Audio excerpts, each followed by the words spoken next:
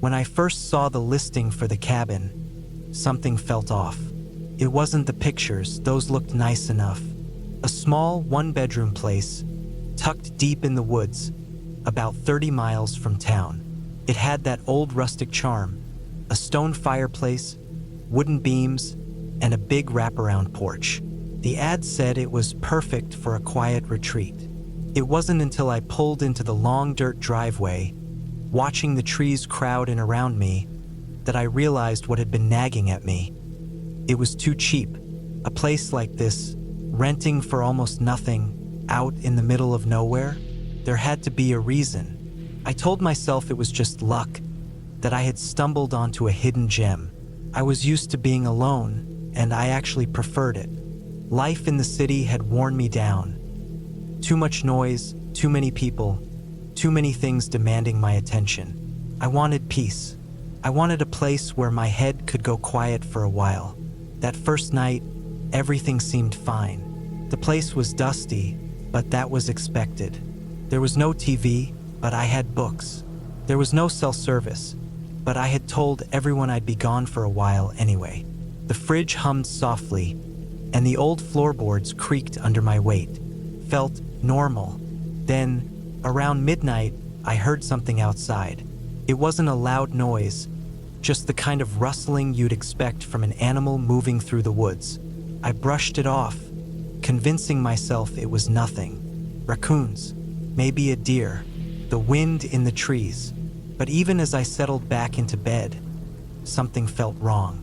It wasn't just the sound, it was the silence that followed. I had grown up in rural areas before. I knew what the woods sounded like at night. There should have been crickets, owls, the distant yip of a coyote. But after that rustling, everything went dead quiet. I listened for what felt like an hour before exhaustion finally pulled me under. The next morning, I went outside to check around the cabin. Nothing was out of place. I didn't see any footprints. No signs that anything had been moving through the underbrush. Maybe it had been my imagination. Maybe I was just jumpy, getting used to the isolation. By the third night, I knew I wasn't imagining things. I woke up to the sound of something tapping against the cabin wall. It wasn't loud, just a soft, steady tapping, like someone knocking a stick against the wood. I held my breath, my heart hammering. It was coming from the back of the cabin, near the bedroom window. I didn't want to look. I lay there, frozen, my fingers gripping the blanket, listening. The tapping continued, slow and deliberate, like someone testing the structure. Then, just as suddenly as it had started, it stopped. The silence stretched on, long enough that I started to convince myself I had imagined it. I finally got up the courage to move.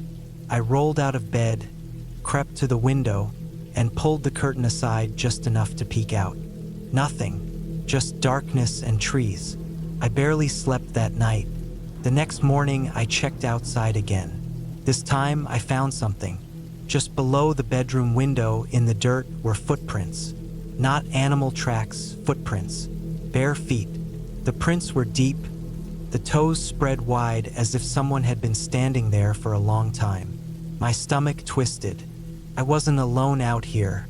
I spent the day on edge, locking and relocking the doors, checking the windows, making sure everything was secure.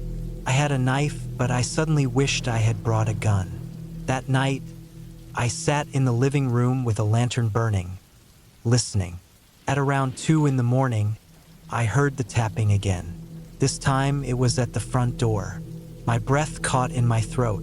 The tapping was slow, methodical. I reached for my knife, gripping it so tightly my hand ached. The tapping stopped. Then, something even worse. A creaking sound, the soft groan of wood shifting. The porch. Someone was on the porch. I forced myself to stand, moving as quietly as possible. I turned off the lantern and stood in the darkness, waiting. A long pause. Then, the sound of footsteps moving away, retreating into the woods. I didn't sleep at all that night. The next morning, I made a decision. I was leaving. I packed my things as fast as I could, stuffing clothes into my bag, not caring if I left anything behind. I stepped outside, my keys clutched so tightly in my fist they left indentations in my skin. That's when I saw it. The footprints, dozens of them, all around the cabin, circling it. Some were fresh, some were older. I wasn't dealing with one person. I sprinted to my truck, fumbling with the keys, my hands shaking so badly I almost dropped them. I jammed the key into the ignition and turned it. The engine roared to life. I threw it into reverse, the tires kicking up dirt as I sped backward down the driveway. As I reached the main road, I stole one last glance in the rearview mirror. For just a second, I thought I saw movement in the trees. A figure, half hidden in the shadows, watching me leave. I didn't slow down. I didn't stop until I was miles away. I never went back to that cabin. I never even looked at the listing again. Some places aren't meant to be lived in. Some places already belong to someone else.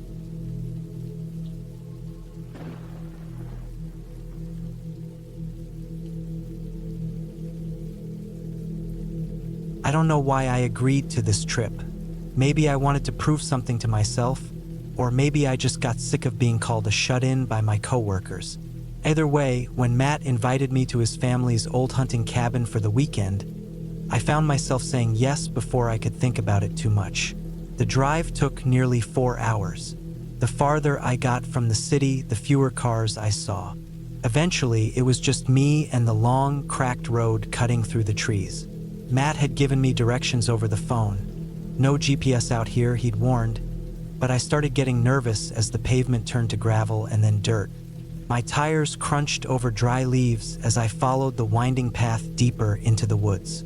The sun was already getting low, and I had no idea how much farther I had to go. I hadn't seen a house, a mailbox, or even a road sign in miles.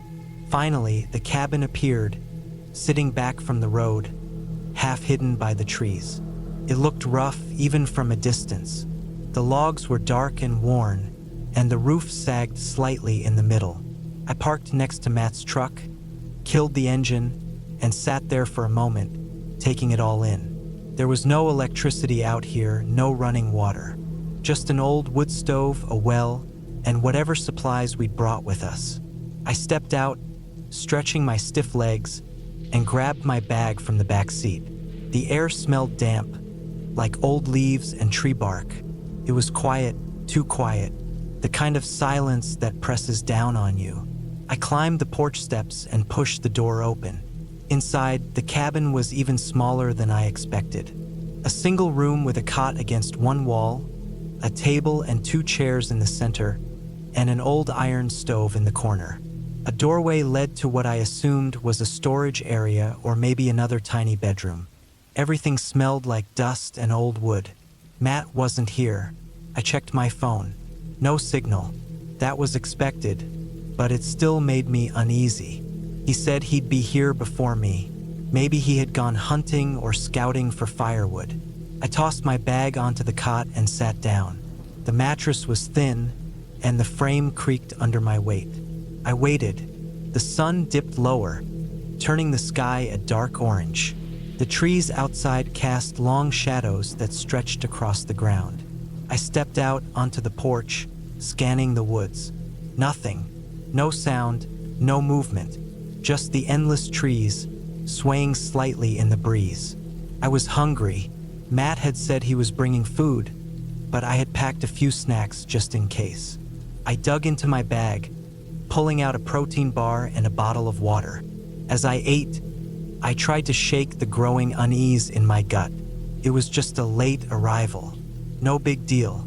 I built a fire in the old stone fire pit outside, just as the sun disappeared completely.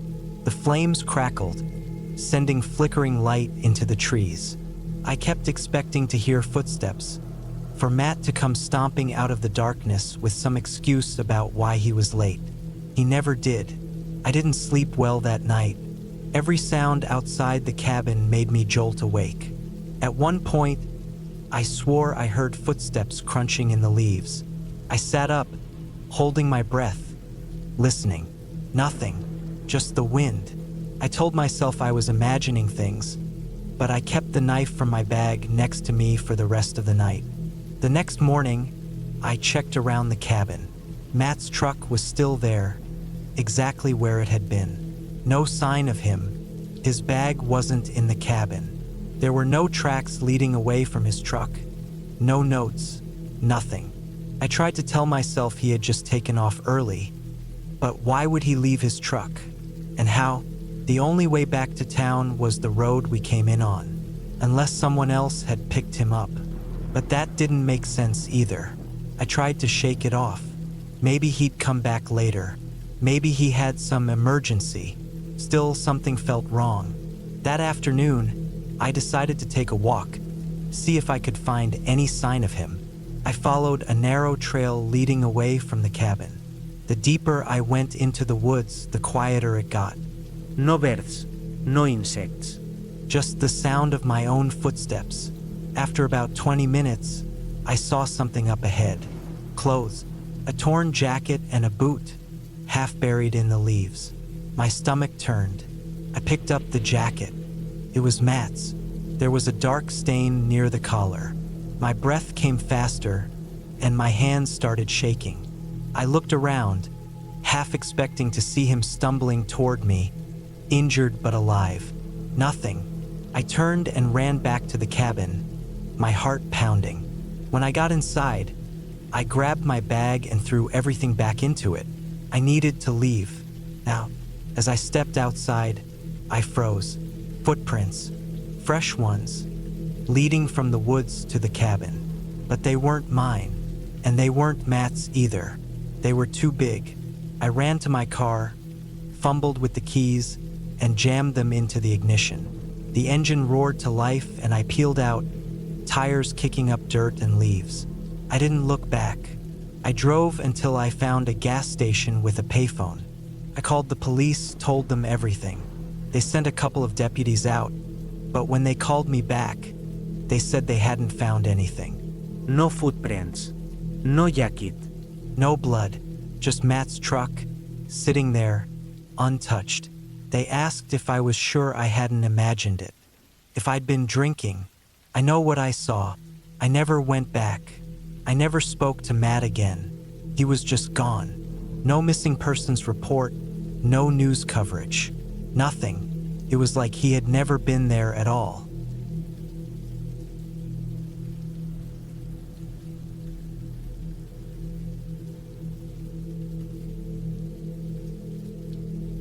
I had always wanted to get away from the city for a while, away from the noise, the people, the stress.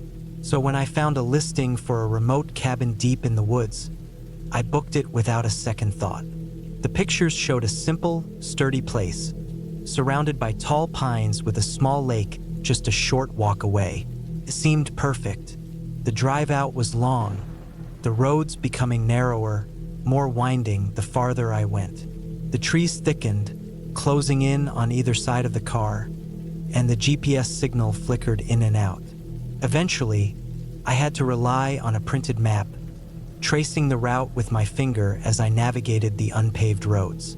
It took nearly an hour after losing signal before I finally spotted the cabin at the end of a gravel driveway. It was exactly as it had looked in the photos, a small wooden structure with a slanted roof and a porch that wrapped around the front. The windows were dark, the place silent. There were no other houses nearby, no distant hum of traffic, no streetlights, just trees stretching endlessly in every direction. I parked the car and stepped out. The air was crisp, carrying the faint scent of pine and damp earth. The silence was unsettling, not total silence. There was the occasional rustling of leaves, the distant call of some bird, but it was so much quieter than what I was used to. The key was under the doormat, just as the owner had said in his email. The door creaked loudly as I pushed it open, the sound echoing through the empty space. Inside, the cabin was simple but comfortable.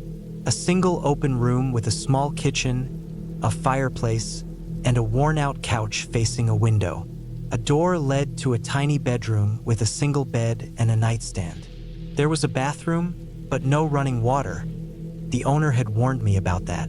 There was, however, a pump outside and a stack of bottled water near the sink. I spent the first hour unpacking, setting things up. I lit a few candles since the power didn't seem to be working, checked my phone, still no signal, and made a mental note to explore a bit before it got dark. I had brought plenty of food, a few books, and my old hunting knife, just in case. The owner had assured me that the area was safe, but I still felt better having it with me. I stepped outside and walked around the cabin, taking in my surroundings. The trees were thick, their trunks stretching high before branching out, forming a dense canopy that let in only slivers of sunlight. A narrow trail led away from the cabin, down toward the lake. I followed it, my boots crunching softly against the dirt and fallen leaves. The lake was beautiful, still, dark water reflecting the sky, the trees standing like silent sentinels along its shore. There was a small wooden dock, weathered but sturdy, jutting out into the water. I stood there for a while, listening, watching. Everything felt so still, too still. As the sun began to lower, I headed back to the cabin. I wasn't afraid of the dark, but I didn't like the idea of wandering the woods at night, especially alone. Back inside, I lit more candles, made a simple meal, and settled onto the couch with a book. The fire crackled in the hearth, the only real sound in the cabin. Outside, the wind had picked up, rustling the trees. It was peaceful, but there was something about the quiet that unsettled me. I told myself it was just the contrast. After all, I was used to the constant background noise of the city. Still, I locked the door before heading to bed. I woke up in the middle of the night, heart pounding. Something had woken me, but I didn't know what. I lay still, straining to listen. The fire had burned down to embers, casting faint orange light across the room. The wind had died down. The night was completely silent. Then I heard it, a soft sound, barely audible. Footsteps, slow, deliberate, just outside the cabin. I held my breath. The steps stopped. My mind raced. An animal? A deer? Maybe? But no, these steps had a rhythm, a weight to them. Not a four-legged shuffle, but a careful, deliberate step, like someone trying not to be heard. I stayed frozen in bed, gripping the knife under my pillow. Minutes passed, stretching endlessly. Then the steps started again, moving toward the back of the cabin. My pulse thundered in my ears. Someone was out there. I forced myself to move, inching out of bed as quietly as I could. The floor creaked under my weight and I winced. The footsteps outside stopped again. I stayed still, waiting, listening. Nothing. Then, after what felt like an eternity, they started again, moving away this time, fading into the woods. I didn't sleep the rest of the night. When morning finally came, I went outside, circling the cabin. There were footprints in the dirt, not animal tracks. Bootprints. They led from the trees to the cabin, stopping near the windows, then moving toward the back before vanishing into the woods. I wanted to believe it was just some lost hiker, someone passing through. But deep down, I knew better. The careful way the steps had moved, the way they stopped when I made the slightest noise, it wasn't random. Someone had been watching me. I packed my things, not bothering with breakfast. As I threw my bag into the car, I glanced back at the tree line, scanning for movement. Nothing, just the still, silent trees. I got in and started the engine, gravel crunching under the tires as I turned onto the narrow road leading back to civilization. I didn't stop until I was miles away, back on the main road with cell service again. Only then did I pull over, hands trembling as I finally allowed myself to breathe. I checked my phone, no messages, no missed calls, no evidence that anything had happened. But something had. Someone had been out there watching, and I wasn't about to stick around to find out who they were or what they wanted.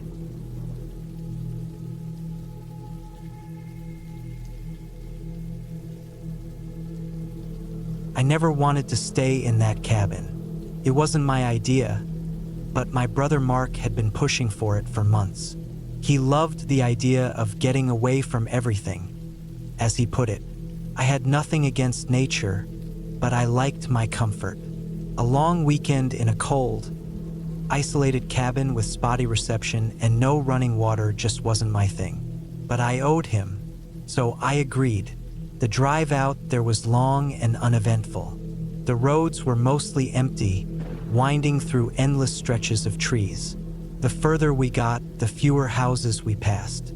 Eventually, it was just trees, hills, and the occasional dirt path leading somewhere I didn't want to know about. Mark had rented the cabin from some old guy in town. Said it was a steal. That should have been my first red flag. We got there in the late afternoon. The place was exactly what you'd expect. Old wood, a sagging roof, a porch that looked like it had seen better days. There was a small shed out back, but I didn't pay much attention to it then. The air smelled damp, like old leaves and wood that had soaked up too much rain. Mark was thrilled. I just wanted to get inside and get settled. The inside wasn't much better. Dust covered everything. The furniture was old, mismatched, and stiff. There was a fireplace, but the wood next to it was damp. No electricity, no plumbing, just an old hand pump in the kitchen that barely worked. There were 2 bedrooms, both with creaky beds and thick blankets that smelled like mildew. The windows were filthy, making everything feel dim even though the sun was still up. I didn't say anything, though.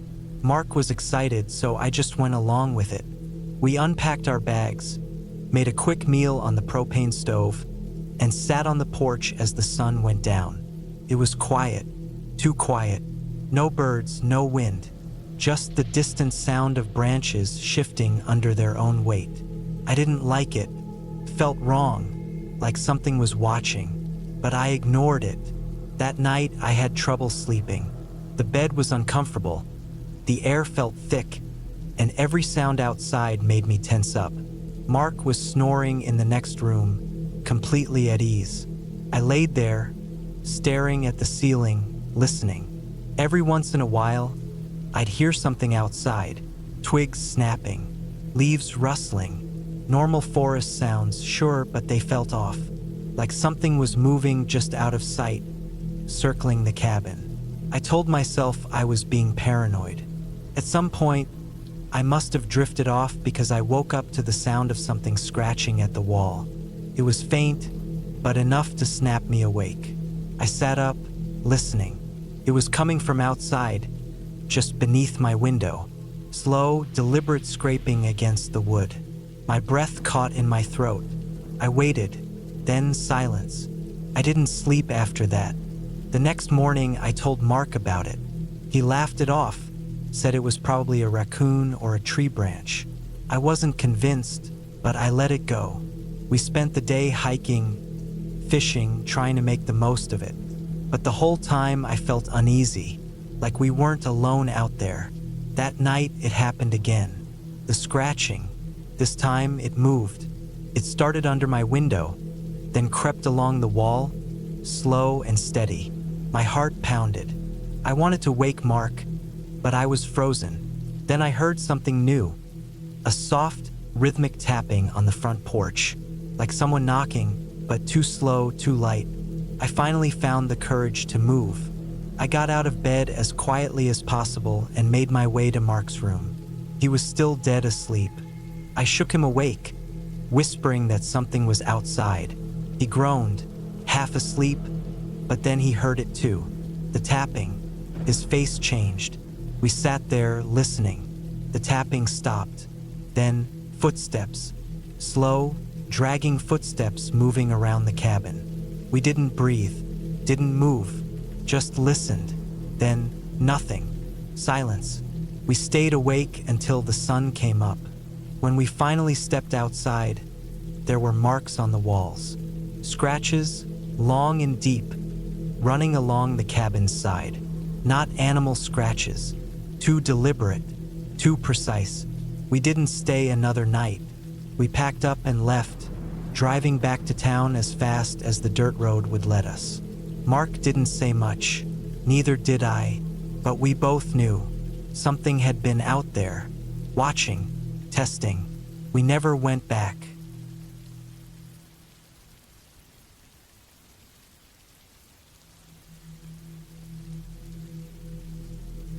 Started with a simple idea, disconnecting for a few days, taking some time away from the noise of everyday life. I'd been working non-stop, barely sleeping, and I felt like my brain was running on fumes. A friend of mine had this small cabin deep in the woods, completely off-grid, no cell service, no Wi-Fi, nothing. He swore it was the best place to clear your head. Just you and nature, he said. It sounded nice at the time. The drive out was longer than I expected. I had printed directions because I knew GPS would cut out after a certain point, but even with them, I got turned around more than once. The deeper I went into the woods, the more it felt like I was heading somewhere I wasn't supposed to be.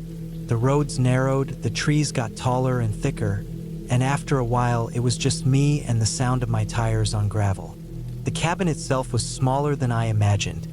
Just a single room with a kitchenette, a bed, and a wood-burning stove. There was an outhouse a little way back and a pump for water, but that was it. No electricity, no plumbing, just 4 walls and a roof. I told myself that was all I needed. The first night was quiet, too quiet. I had spent my whole life surrounded by background noise. Traffic, people, the hum of electronics. Out here, there was nothing. Just the sound of the wind moving through the trees and the occasional rustling of animals. I barely slept. The second night was worse. I started noticing little things that felt off. The way the wind moved. It wasn't steady, more like bursts, like something was shifting through the trees. The way the leaves crackled. Not like they were being moved by the wind, but stepped on. And the way I felt, like I wasn't alone. I told myself it was just my brain playing tricks on me. I had read about this kind of thing before. When people are isolated, their minds start filling in the silence. The human brain isn't meant for complete quiet. It makes up sounds, shapes, figures in the dark. That's all it was, I told myself. But the next morning, I found something that changed everything. Footprints. Not mine. Someone else's. They led from the edge of the trees to the cabin's front steps, stopping just short of the door. I didn't hear anything during the night. No knocking, no movement, nothing. But someone had been here. I tried to stay rational. Maybe it was another hiker. Maybe someone got lost and wandered through. But I knew that wasn't true. The prince didn't lead away. Whoever it was had come to the door but never left. I checked inside the cabin, every corner, every shadow. I checked outside, around the cabin, the trees. No sign of anyone. No sign of anything except the prince. That night, I barricaded the door. I stacked the chair and table against it, made sure my flashlight and knife were within reach. I told myself I was being paranoid, but I knew something wasn't right. Sleep didn't come easy.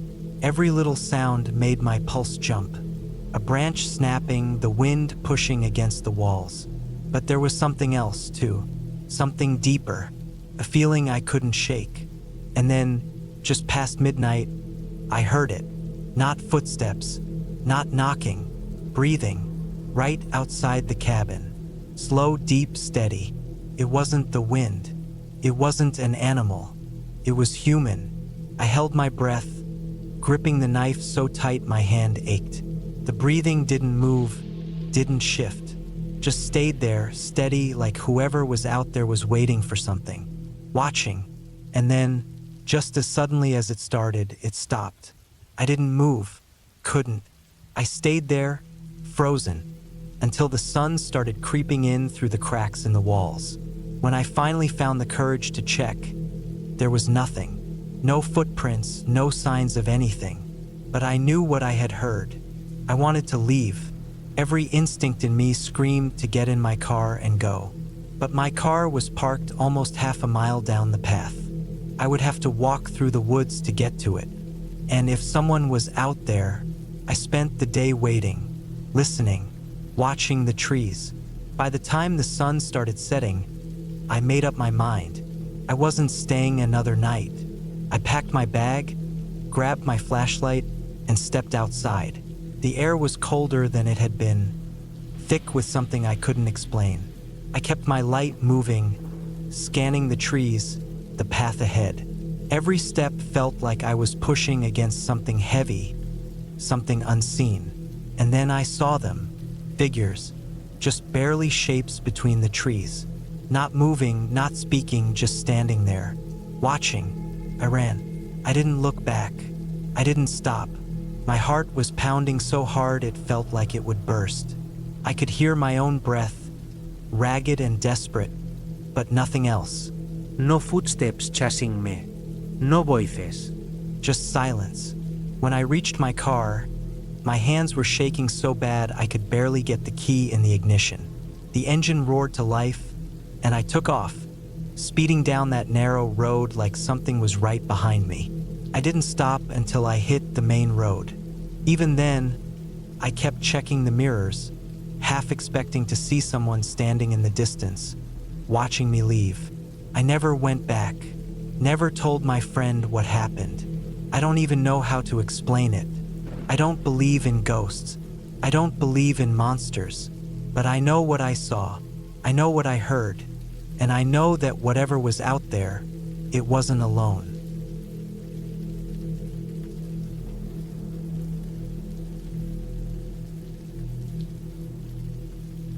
The drive to the cabin was long, the kind of drive where you go miles without seeing another car.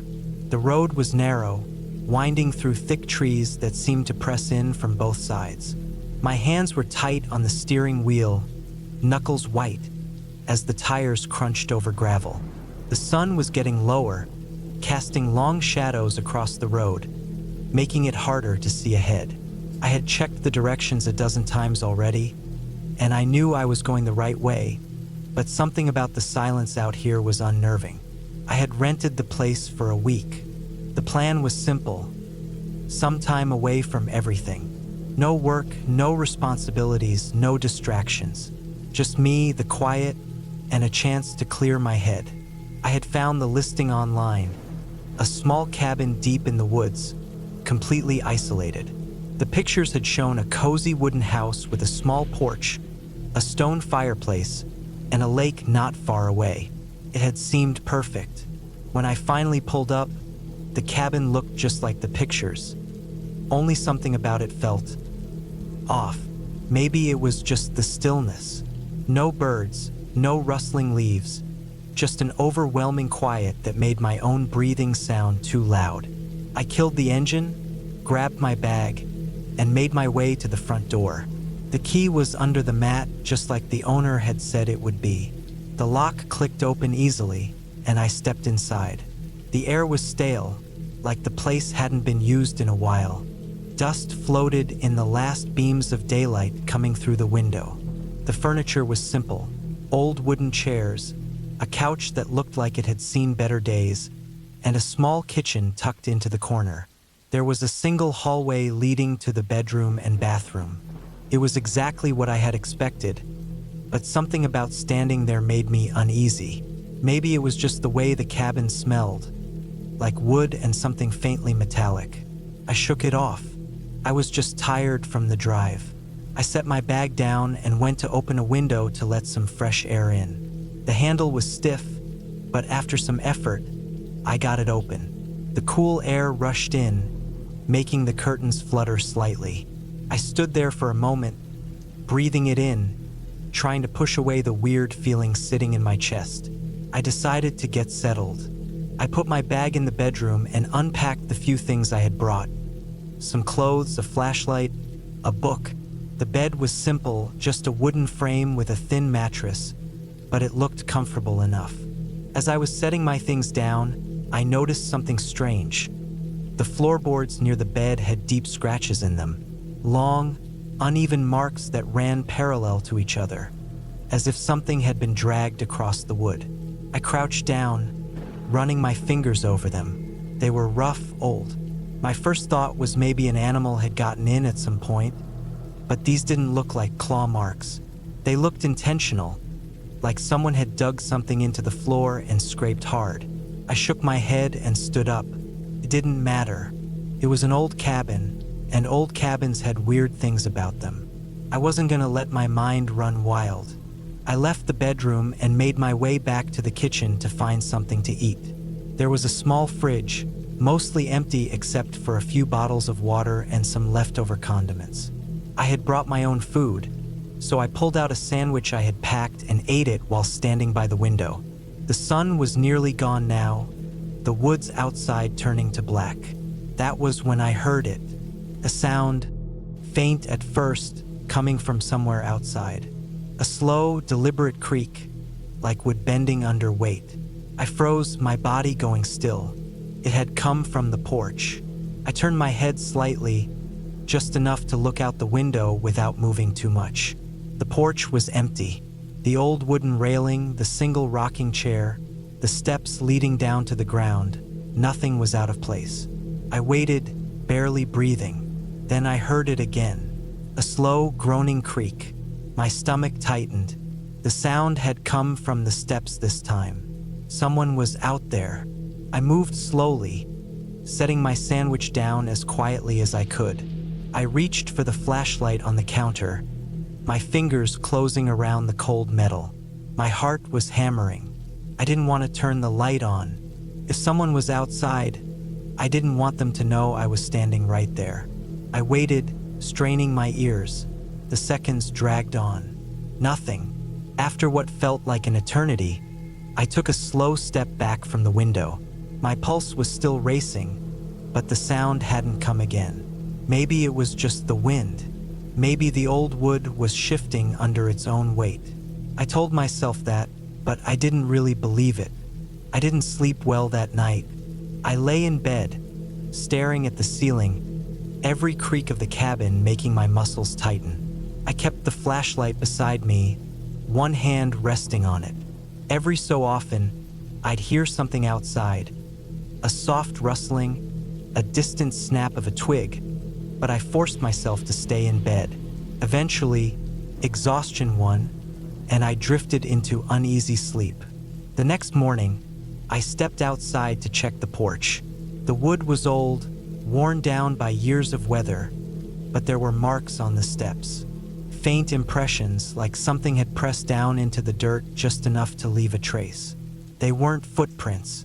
They were too uneven, too scattered, but they were there. I spent the rest of the day trying to push the feeling of unease away. I walked down to the lake, sat by the water, and tried to let the quiet calm me. But I couldn't shake the feeling that I wasn't alone. That night, I locked the door, shut the windows, and lay in bed with the flashlight gripped in my hand. And then, just past midnight, I heard it again. The creak of the porch steps. Slow, deliberate, closer. My stomach twisted, every instinct screaming at me to stay still. But then something changed. The air in the room felt heavier, thicker. And then the doorknob rattled. I shot up, heart hammering. The flashlight beam shook in my hands as I aimed it at the door. The knob twisted, hard, like someone was trying to force it open. I bolted out of bed. My breath was coming fast, ragged. I grabbed my car keys from the nightstand, my hands slick with sweat. I didn't care what was out there. I just needed to get out. I yanked the bedroom door open, ran through the living room, and threw open the front door. The cold night air hit me, but I didn't stop. I sprinted to my car, jumped in, and locked the doors. I turned the key. The engine roared to life. My headlights flashed across the porch as I slammed the car into reverse. There was nothing there. No footprints. No sign that anyone had been at the door. But I didn't care. I drove. I didn't stop. I didn't look back. It was only when I got back to town that I realized something. The scratches on the floor, the ones near the bed, they hadn't been random. They had been in the shape of words. Help me. I never went back.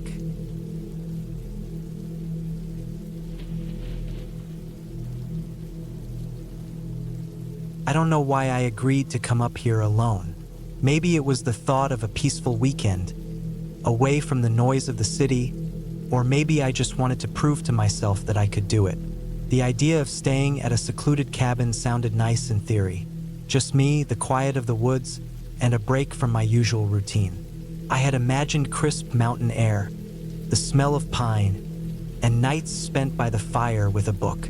But now, standing on the porch as the sun dipped behind the trees, I couldn't shake the feeling that I had made a mistake.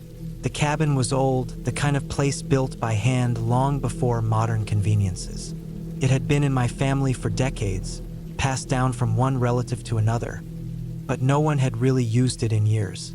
It wasn't abandoned, exactly, but it had that stale, untouched feeling. Dust coated every surface inside, and the air smelled like old wood and mildew.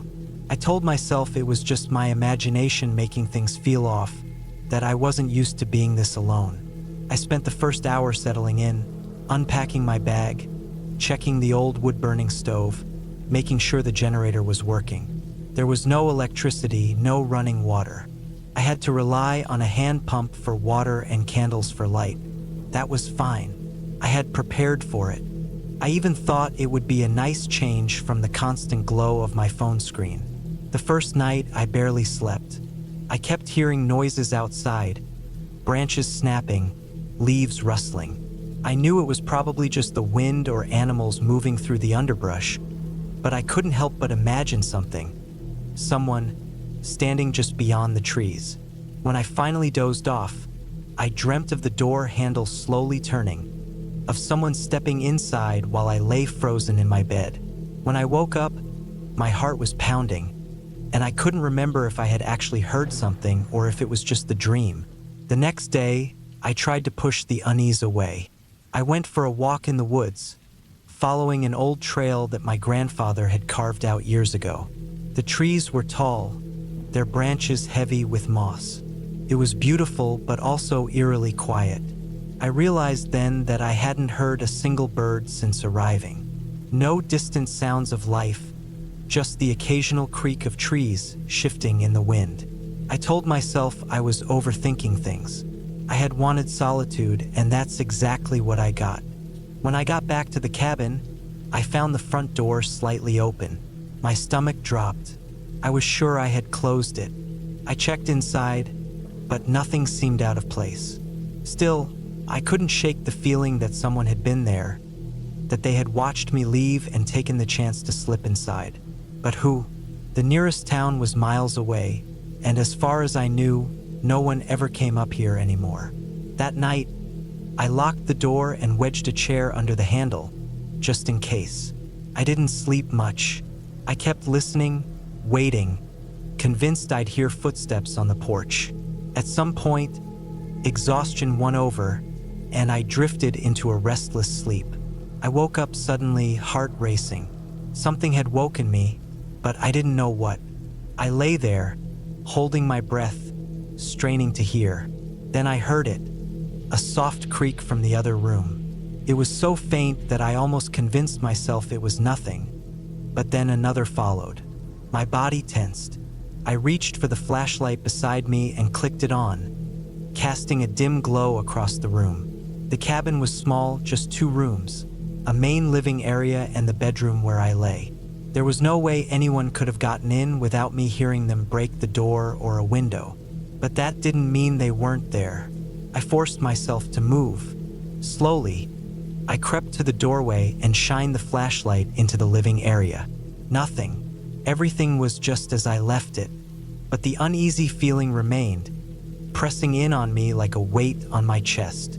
The next morning, I found something strange.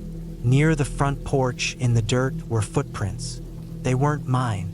They were fresh, too, pressed deep into the earth as if someone had been standing there, watching. My skin crawled. I couldn't tell how long they had been there or where they had come from, but I knew one thing for sure. Someone had been near my cabin. I decided to leave. I told myself I was being paranoid, that I had let my imagination get the best of me, but my gut told me otherwise. I packed up quickly, shoving everything back into my bag with shaking hands. When I stepped outside, the forest seemed even quieter than before, as if it were holding its breath. As I loaded my gear into the car, I looked back at the cabin one last time. That's when I saw it. High up in the trees, past the clearing, a figure, just standing there, barely visible between the branches. Watching, I didn't wait to get a better look. I slammed the car door shut and tore down the dirt road, not stopping until I was miles away. I never went back. I never told anyone what happened, either. I didn't want to hear the explanations, the dismissals, the insistence that it was just a hiker, a hunter, someone passing through. Because I knew, deep in my bones, that whoever it was, they had been waiting. And they weren't expecting me to leave so soon.